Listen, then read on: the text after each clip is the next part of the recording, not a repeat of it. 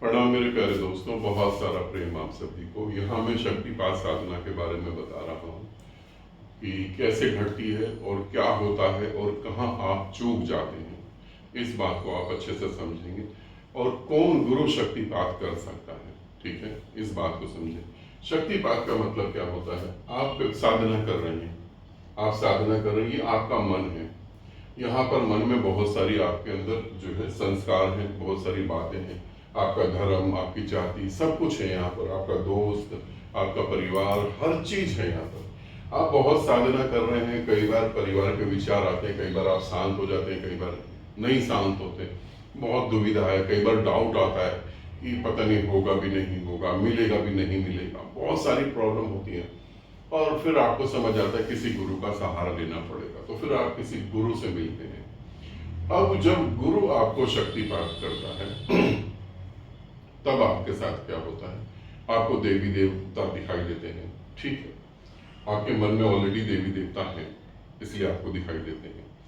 आपको ऊर्जा महसूस होती है, आप ऊर्जा ही इसलिए ऊर्जा महसूस होती है। ठीक है, तो जब गुरु शक्तिपात करता है तो क्या होता है? तब एक विराट ऊर्जा आपको दिखाई देती है और उस विराट ऊर्जा में आप अपने गुरु को देखते हैं जो शक्तिपात कर रहा है। तब आपको पता लगता है गुरु ऊर्जा ही है सिर्फ, और कुछ भी नहीं।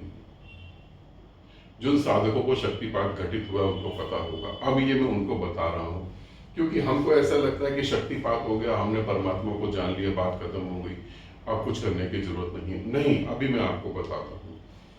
आपका ये मन है, कॉन्शियस माइंड जिसे हम बोलते हैं, ये अवचेतन मन है जो सो रहा है, कभी कभी जागता है। इसमें भी संस्कार है, इसमें इस जन्म के हैं, इसमें पिछले जन्मों के संस्कार भरे हुए पूरी तरह से।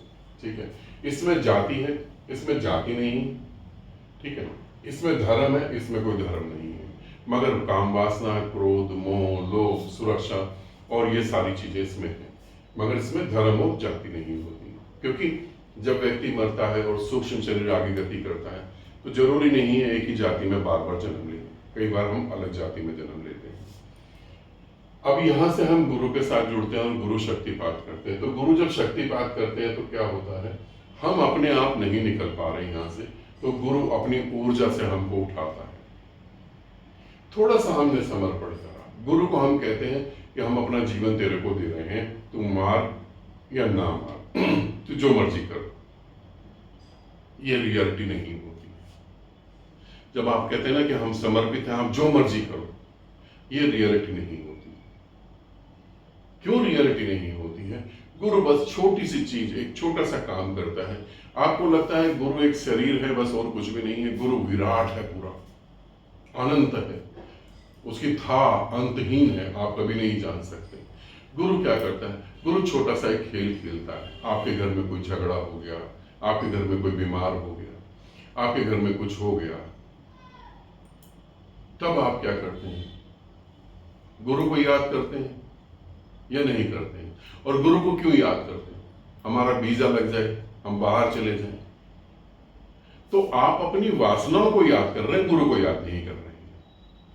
प्राण निकलने लगे, मरने जैसा महसूस होने लगे, गुरु को याद करो कि हम मर ना जाए, तो आप अपने जीवन को बचाने की बात कर रहे हैं, गुरु को याद नहीं कर रहे हैं। तो जब शक्तिपात साधना होती है तो ये समझ लें कि जब हम समर्पण कहते हैं वो समर्पण जैसा होता नहीं। फिर भी करुणा के कारण गुरु अपनी ऊर्जा से आपको उठाता है और आपको उठाकर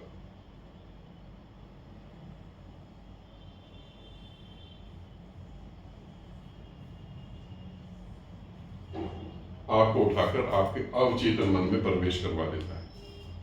जब आप अवचेतन मन में जाते हैं तो यहाँ विराट ऊर्जा है। ये मन एक पॉइंट है, ये करोड़ों पॉइंट है। तो यहाँ जाके आप देखते हैं कि आपके देवी देवता बहुत कुछ है, बहुत कुछ अंतहीन है, यहाँ पर इतना है। तो इसमें आकर आप बड़े खुश होते हैं। इसी निगाह से अभी जब आप यहाँ पे थे, मन थे, तो मन की निगाह से आप गुरु को देखते हैं। गुरु एक शरीर है, गुरु में काम वासना है, गुरु हमारे प्रेम में पड़ जाता है। मूर्ख लोग समझते हैं गुरु हमारे प्रेम में पड़ जाता है, ऐसा नहीं होता। जिसके भीतर प्रेम जन्म लेता है, जिसके भीतर प्रेम शांत हो जाता है, वो क्या किसी के प्रेम में पड़ेगा?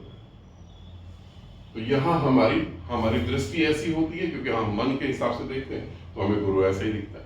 अब जब हम यहाँ आ जाते हैं तो यहाँ हमें ऊर्जा दिखाई देती है, हमारे भाव जो है हमें प्रकट होते हुए दिखाई देते हैं। यहाँ आप दमन कर सकते हैं, यहाँ अपने भाव को दबा सकते हैं, अपनी वासनाओं को दबा सकते हैं। यहाँ हकीकत में आपको पता लगता है कि आपके अंदर कौन सी वासना और कैसी वासना है। यहाँ आपको पता लगता है कि आपके अंदर कौन सी वासना है। ये शक्तिपात फर्स्ट स्टेप है, ये शक्तिपात का फर्स्ट स्टेप है। अभी यात्रा बाकी है, अभी पूरी की पूरी यात्रा जो है वो बाकी है। अभी पूरी की पूरी यात्रा बाकी है। ऐसा नहीं सोचे कि यात्रा खत्म हो, ये तो बस एक झलक मात्र है जिसमें तुम्हें लगता है कि तुम विराट हो, अंतहीन हो, है ना, ऊर्जा ही ऊर्जा हो। गुरु भी ऊर्जा है, गुरु ऊर्जा से भी बहुत आगे है।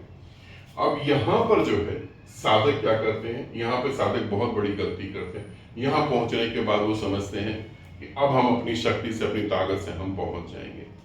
आप अपनी ताकत और शक्ति से यहां पहुंच जाएंगे मगर यहीं घूमते रहेंगे, यहां से बाहर नहीं निकलेंगे। और जो साधक यहीं फंसा रहा वो दोबारा जन्म लेगा ही लेगा, वो दोबारा जन्म लेगा ही लेगा। अब गुरु क्या कहता है, गुरु कहता है कि इस अब जो मैंने तुम्हें दिखाया उसको प्रयास करो और यहां पहुंचो। अब गुरु ने शक्तिपात करा तो गुरु आपको मन से अवचेतन मन में ले आया और आपने विराट देखा। अब आप क्या करते हैं, आप फिर वही पत्नी, वही बच्चे, वही झगड़ा, वही ये सब बातें, तो आप वापस मन में आ गए। आप इसे भूल जाएं, इसे आप भूल जाएं, है ना।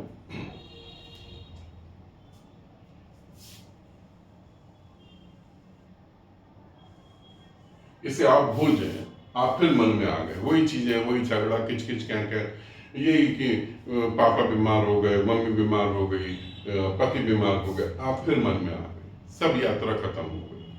अब यहाँ आपको एक बात महसूस होती है कि हमें तो इनलाइटनमेंट घट गई, हम तो पहुंच सकते हैं। अब गुरु भी आपको कहता है कि आप पहुंचो, क्योंकि जब आप यहां पहुंचोगे तब गुरु आगे का काम करेगा। और यहां पहुंचने का मतलब क्या होता है, यहां पहुंचने का मतलब होता है 101% ये कंफर्म हो गया कि इस संसार में गुरु के अलावा हमारा कोई नहीं। और यहां पे कंफर्म होता है गुरु मतलब क्या है। तो गुरु अपनी ऊर्जा से, अपनी ताकत से तुम्हें मन से मुक्त करके अवचेतन मन तक लेकर आता है। और जब तुम यहां पर गुरु को दिखाते हो कि हाँ, जो आपने गुरुदेव हमें दिया, देखिए हमने उसे सत्य साबित करा। आज सभी वासनाओं से हम दूर हैं, क्योंकि यहां आपको अपनी वासनाएं दिखती हैं। यहां आपको पहली बार काम वासना दिखती है। यहां तो कुछ नहीं दिखता, यहां तो अभिव्यक्ति है काम वासना की। काम वासना के बीज यहां अवचेतन मन में है, तब आपको दिखता है, तो आप उससे दूरी बनाते हैं। जब आप काम वासना से और वासनाओं से दूरी बनाते हैं और गुरु देखता है कि सच में आप दूरी बना रहे हैं, सच में मैं ही आपके लिए महत्वपूर्ण हूं, गुरु ही ब्रह्मा, गुरु ही विष्णु, गुरु ही महत्वपूर्ण है। जब गुरु को यह दिखता है, गुरु इस बात को समझता है, तब वो शक्तिपात ऐसे करता है। फिर गुरु आपको सीधा वहां ले जाता है जहां बुद्ध, महावीर, कृष्ण, ये 3 जने थे। जहां पर 4 जने, मैं 4 जनों का नाम लूंगा, ये 4 जने जहां पर थे, बुद्ध, कृष्ण, महावीर और मच्छिंद्रनाथ, गोरखनाथ के गुरु मच्छिंद्रनाथ, यहां ये 4 व्यक्ति हैं। इन्हीं 4 व्यक्तियों में जो है एक सदगुरु है, जो आपको फिर यहां लेकर आता है। और अगर आप यहां से नहीं निकल पाते हैं तो आपका दोबारा जन्म होगा ही होगा, 101% होगा। आपको कोई मोक्ष, कोई मुक्ति नहीं मिली। यहाँ पर आके आपको ऐसा लग सकता है कि आप मुक्त हो गए हैं, अनंत ऊर्जा है, बहुत कुछ है। हाँ, आपकी यात्रा बदल जाती है, ये तो मैं कहूँगा, आपकी यात्रा बदल जाती है। मगर यहाँ पर आकर, और यहाँ पर 1 करोड़ साधक अगर आते हैं तो बहुत मुश्किल है कि एक साधक हिम्मत बढ़ा पाए, इस चीज को छोड़ के आगे चले, क्योंकि यहाँ बहुत संतुष्टि और बहुत मजा है, बहुत आनंद है। आप एक साधारण आदमी से पावरफुल हैं, आप इस समाज में एक पावरफुल इंसान हैं, आप अपनी ऊर्जा का यूज करके किसी का दिमाग घुमा सकते हैं, कुछ भी कर सकते हैं, मगर आप एक मन है, मन से बाहर नहीं है। इस बात का ध्यान रखेंगे। तो आप एक मन है, तो यहां से निकलना बहुत मुश्किल है। अगर यहां से हम निकल जाते हैं तब गुरु जो है आगे मेहनत करता है, और उस मेहनत की वजह से फिर हम आगे गति करते हैं। तो पहले गुरु ने आपको मन से निकाला, फिर आप अवचेतन मन में गए जहाँ जन्मों के संस्कार है, फिर गुरु वहां से निकालेगा, फिर आप यहाँ पहुंचेंगे। मगर यहाँ से गुरु कब निकालेगा? जब वो आप प्रमाणित करेंगे, जब आप दिखाएंगे, है ना। गुरु बहुत, ये सारा का सारा कुछ जो है सदगुरु के चरणों में है। मन, शरीर, आत्मा, परमात्मा, जो भी कह लो, ये गुरु के चरणों में है। तो आप गुरु के चरणों में होकर तो चला के नहीं कर सकते। अब यहां पहुंचने के बाद जो है आप किसी और गुरु को फॉलो कर रहे हैं, कुछ और चीजें कर रहे हैं, तो गुरु समझ जाता है कि आपको इतना ही चाहिए, आपका पात्र इतना ही है। और अगर आपका पात्र बड़ा है तब गुरु कुछ आगे देता है। इसे तुम साधना की शुरुआत कह सकते हो। जिन साधकों को शक्तिपात में कुछ घटा, उनको मैं कह रहा हूं, जो आध्यात्मिक सर्जरी में आ रहे हैं उनको भी कह रहा हूं, इसको तुम साधना की शुरुआत कह सकते हो। ये साधना का अंत नहीं है। हकीकत में यहाँ पहले स्टेप में जहां तुम मन हो, यहाँ तो साधना ही नहीं हो रही। अगर आप मन में हैं तो यहां कोई साधना ही नहीं हो रही, यहां सिर्फ स्ट्रगल हो रहा है, सिर्फ स्ट्रगल हो रहा है और कुछ भी नहीं हो रहा। यहां सिर्फ मारा पीटी हो रही है। आप वासना को मार रहे हैं, वासना आपको मार रही है। आप परिवार को गाली दे रहे हैं, परिवार आपको गाली दे रहा है। कभी गुरु से जुड़ जाएंगे, कभी गुरु से छूट जाएंगे, कभी गुरु के प्रति इतना समर्पण होगा रोने लगेंगे, कभी गुरु से नफरत होने लगेगी। यहां तो कोई साधना नहीं हो रही, यहां तो स्ट्रगल हो रहा है, यहां संघर्ष हो रहा है। इस गुरु को चुनूं, उस गुरु को चुनूं। सिख धर्म कहता है कि जीव, मतलब कि शरीरधारी गुरु को ग्रहण नहीं करना, और मैं सिख धर्म में मैं क्या करूं? यहां स्ट्रगल चल रहा और कुछ भी नहीं चल रहा। यहां साधना नहीं, साधना तो यहां होती। साधना हकीकत में शक्तिपात होने के बाद साधना होती है। तो जो साधक अभी मन में है तो वो ये पक्का समझ ले कि यहां कुछ नहीं हो रहा है, यहां आप स्ट्रगल करते करते मर जाएंगे, उससे ज्यादा कुछ भी नहीं। मैं जो आपको बता रहा हूं वो प्योरिटी में सत्य बता रहा हूं। आपको सुनना अच्छा लग रहा हो तो ठीक है, नहीं लग रहा हो तो मत सुनिए, मगर मेरा जो काम है वो बिल्कुल प्योरिटी में है। तो यहां तो आप स्ट्रगल कर रहे हैं और कुछ भी नहीं कर रहे हैं। यहां से आपको निकलना बड़ा मुश्किल है, क्योंकि यहां से वही निकल सकता है जो गुरु का हाथ पकड़ता है। गुरु जिसका हाथ पकड़ लेता है वही यहां से निकल सकता है, वही आगे बढ़ सकता है। वरना तो यही पैदा हुए यही मरोगे, इससे ज्यादा कुछ नहीं होने वाला। तो शक्तिपात ऐसे काम करता है। ठीक है, अब आगे हमें बढ़ना चाहिए ताकि हम उस परम शून्य को जान सकें, उसमें विलीन हो सकें। अभी जो शून्य घटित हो रहा है, जिनको शक्तिपात हुआ, वो आपका अवचेतन मन का है। वो क्रिएट करा हुआ शून्य है, वो रियलिटी में शून्य नहीं है। रियलिटी में शून्य होता तो वो खो ही नहीं सकता। मैं तुम्हें इस समय बता रहा हूं, अब मैं तुम्हें समझा रहा हूं, मेरा दिमाग पूरा इन्वॉल्व है, मेरा शरीर पूरा इन्वॉल्व है, हर चीज इन्वॉल्व है, और मैं परम शून्य में खड़ा हूं इस समय। मैं एक शब्द भी नहीं बोल रहा हूं,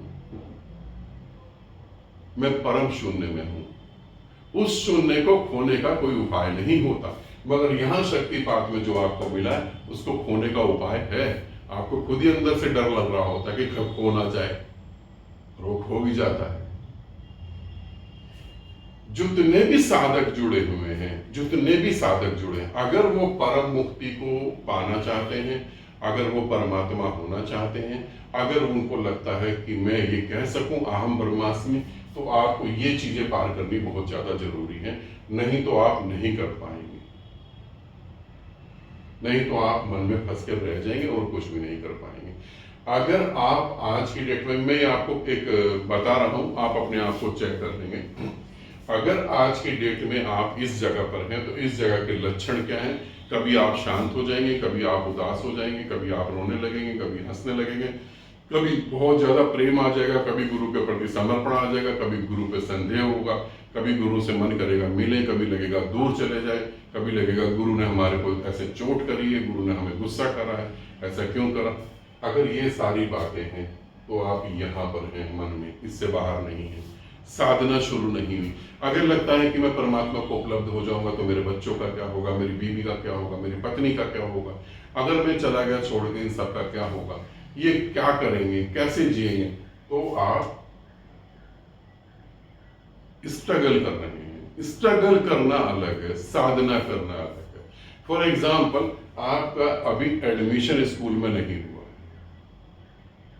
एडमिशन लेने के लिए स्ट्रगल हो रहा है, एडमिशन नहीं हुआ है, एडमिशन लेने के लिए तो यहां आना पड़ेगा। आप फॉर्म लेके भाग रहे हैं इधर उधर, बस आपका स्कूल में एडमिशन नहीं हुआ है, इसे समझ लीजिए। तो क्या आप साधना कर रहे हैं या स्ट्रगल कर रहे हैं, आप जान सकते हैं। ठीक है, आनंदित रहें, सदा खुश रहें। बहुत बहुत प्रेम आप सभी को। और इसके बाद शक्तिपात पे मैं और 2-3 वीडियो बनाऊंगा ताकि आपको और अच्छे से समझा पाऊं, क्योंकि कोई भी जीवित सदगुरु ही आपको यहाँ तक ला सकता है, अदरवाइज कोई नहीं ला सकता। बाकी सदगुरु क्या करेंगे, अपनी टी शर्ट बेच रहे हैं, अपनी फोटो लगा के अपना नाम लिख के मग बेच रहे हैं, कोई नीम की गोली खिला रहा है, कोई मिट्टी चटा रहा है, कोई कह रहा है कि मेरे पाँव की धूल ले लो, परमात्मा है, पता नहीं क्या क्या, कोई श्री यंत्र बेच रहा है। ये सभी बेचारे मन में फंसे हुए हैं, ये मन से बाहर ही नहीं निकले। कोई एकादशी का व्रत करवा रहा है, ये सब यही झंझट में पड़े हुए हैं, इससे बाहर नहीं निकले। आपके गुरुओं को भी ये वीडियो देखनी चाहिए, और आपको, अगर आप अपने गुरु से प्रेम करते हैं तो जरूर ये वीडियो अपने गुरु को दें। यही राधा कृष्ण शिव शंकर कंकर सभी यहीं पर हैं, इससे बाहर कुछ भी नहीं है। क्योंकि जिस धर्म जिस जाति में आप पैदा हुए, उस जाति से बाहर निकल के आपने कुछ देखा ही नहीं। ये ऐसे हो गया जैसे मुर्गी के अंडे में बच्चा बैठा हुआ, बस वो बच्चा मुर्गी के अंडे में बैठा हुआ, उसे लगता है ये अंडे की खोली ही पूरी जिंदगी है, वो यहाँ से बाहर ही नहीं निकल पाया। ये मैं आपके गुरुओं के लिए कह रहा हूँ, तो उनको भी जरूर वीडियो दिखाएं। ठीक है, आनंदित रहें, सदा खुश रहें। बहुत बहुत प्रेम आप सभी को।